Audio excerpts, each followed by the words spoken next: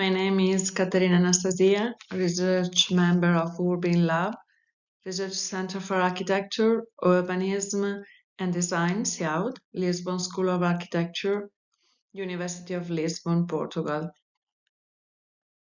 First of all, thank you for your invitation and give me the opportunity to share my point of view and experiences on the topic of city and river, more from the perspective of urban regeneration project along the waterlines. What do you see as the main challenges for freshwater restoration, that means riverfront regeneration projects now? In answer to your first question, restoration and regeneration projects along freshwater are being entrusted with very high tasks, and that it is difficult to find an improvement of inhabited area that does not involve water and water corridors.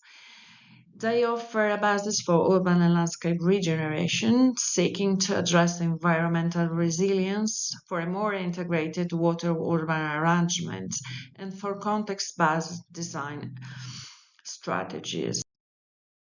Water-related projects are thus entrusted with future crucial for adapting city to the current climate emergency, for contextualizing the intervention on the basis of the physical, social, and cultural local characteristics, and for addressing social justice in the process of promotion, gentrification, and heritage conservation.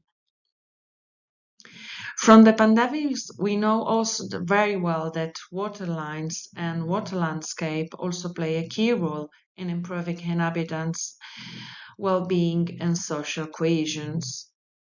In your experience, what would you recommend someone wanting to implement a restoration project, that means riverfront regeneration, to do as a priority? From my research experience, I would like to suggest two simple and imperative priorities. The first is multidisciplinarity and transscalarity. This is to say, from the scale of the entire river basin to the land-water contact at the same time. An example for all could be the river cleaning to prevent fluvial phenomena, that it cannot be carried out without the geomorphological study of the entire river and its bank. The knowledge of a river geomorphologist is fundamental and it is mandatory for the well-done cleaning process. For example, sediments as a crucial issue are a crucial issue for the life of the river. They are not just an obstacle. From the point of view of the regeneration of the riverbank public space, my second suggestion is to think of water as part or a material of the project. Both formally and functionally, we should be aware that building and regenerating a water border means participating in the dynamic of the liquid body that the land contains and does not simply touch.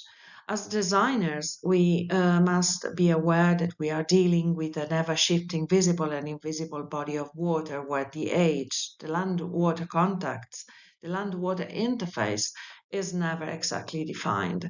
It is always changing in terms of shape, degree of humidity, salinity, or mineral composition, to name a few.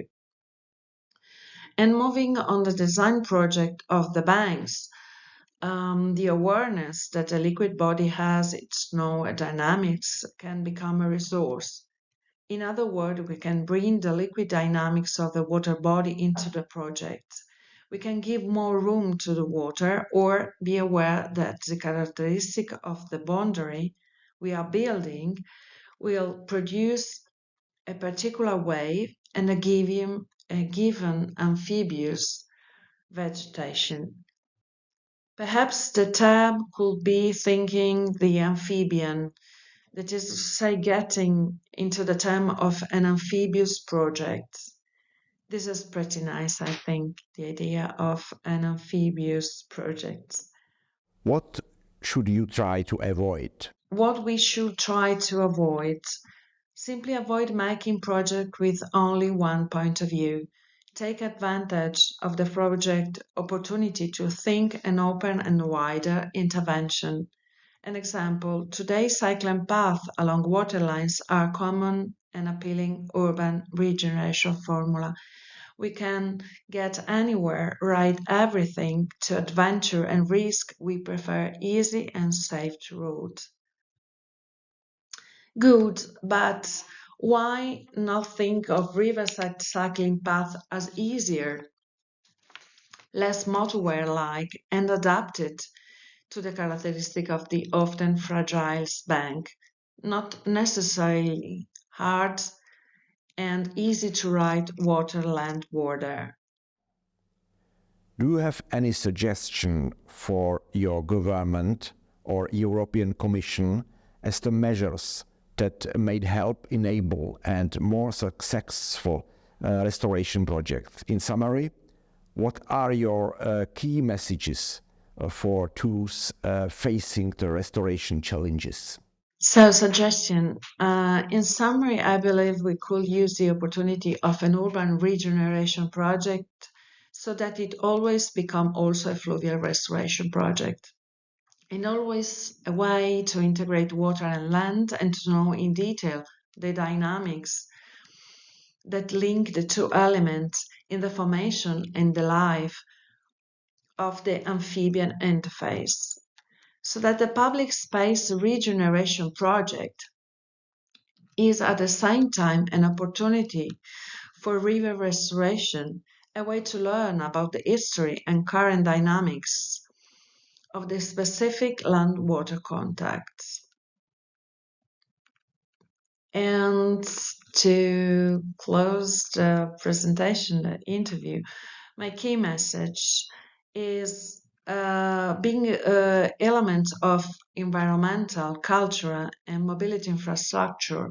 Water corridors should be conceived and designed starting from multidisciplinarity, transscalarity, as said, and from an amphibious thinking, considering water and lands, river and inhabitants.